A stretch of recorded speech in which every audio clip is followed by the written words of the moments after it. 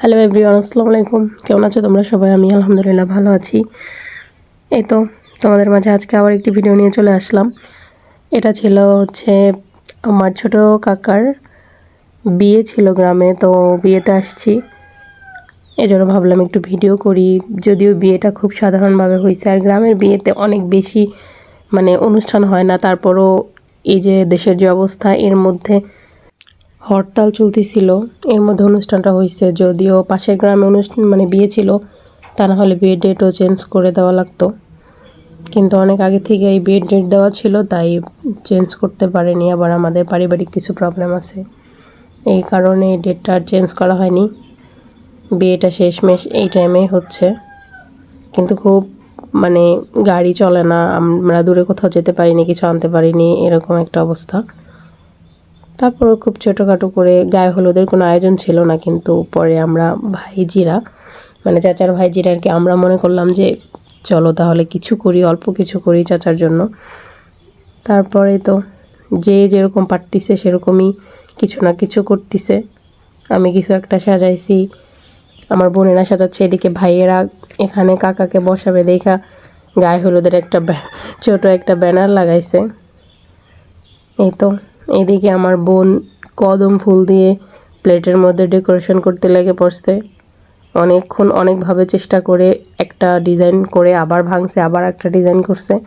যাই হোক, অবশেষে তারা দুজন সফল হয়েছে, সুন্দর করে একটা কিছু বানাইছে।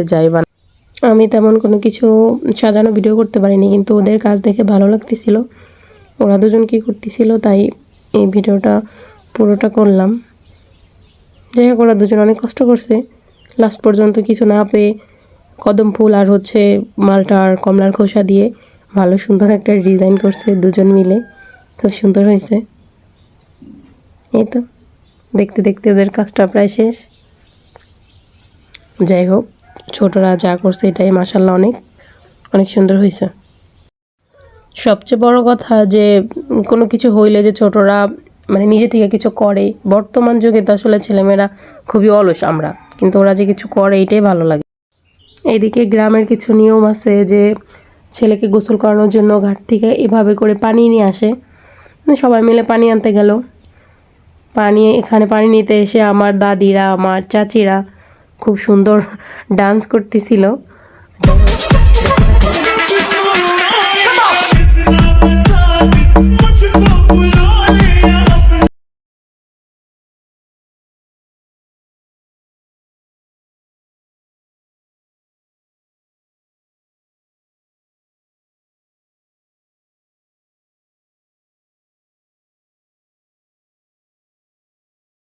শেষ করে এদিকে পানি নেওয়া হচ্ছে, কিভাবে যেন পানিটা উঠায়, এটার একটা নিয়ম আছে, আমি ঠিকভাবে জানি না।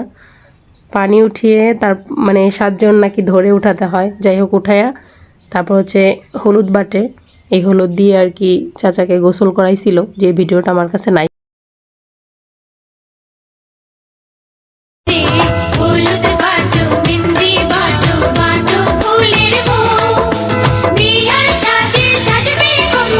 বাটাবাটি শেষ করতে করতে রাত হয়ে গেল। এদিকে আমার কাকা একটা চামচিকা না বাদুর, আমি জানি না এটাকে কি বলে, নিয়ে আসছে, বলতেছে এটা ইন্তেকাল করছে, মসজিদ থেকে নিয়ে আসছে।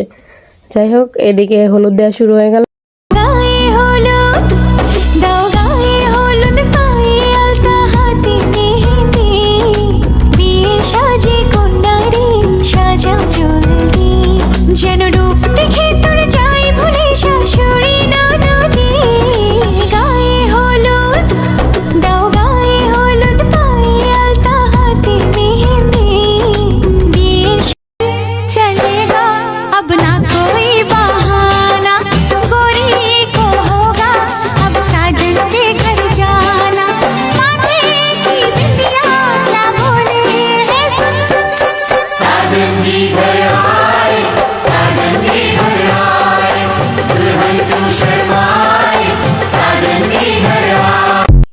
দেখতে দেখতে হলুদ দেওয়া তো প্রায় শেষের দিকে, কিন্তু আপনাদের কাছে আমার একটা প্রশ্ন, আপনারা বলুন তো, এখানে বিয়েটা কার?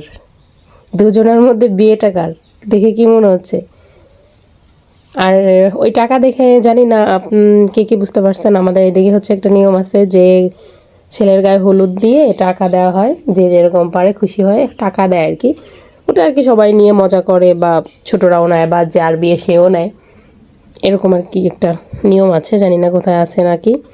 শেষ, হলুদ টলুদ দেওয়া শেষ। আমাদের বাড়ির বিয়েতে আবার কোনো গান বাজনা থাকে না, কখনোই থাকে না, এটা নিয়ম।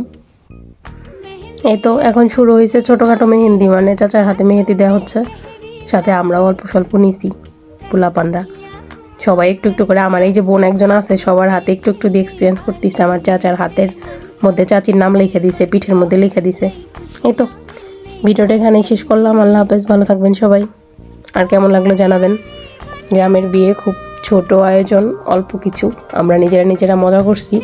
অনেক দিন পর ভাই বোন আত্মীয় স্বজন সবাই এক হয়েছি, এটাই আনন্দ। এর থেকে বেশি আনন্দ আর কিছুতে নাই। আল্লাহ হাফেজ।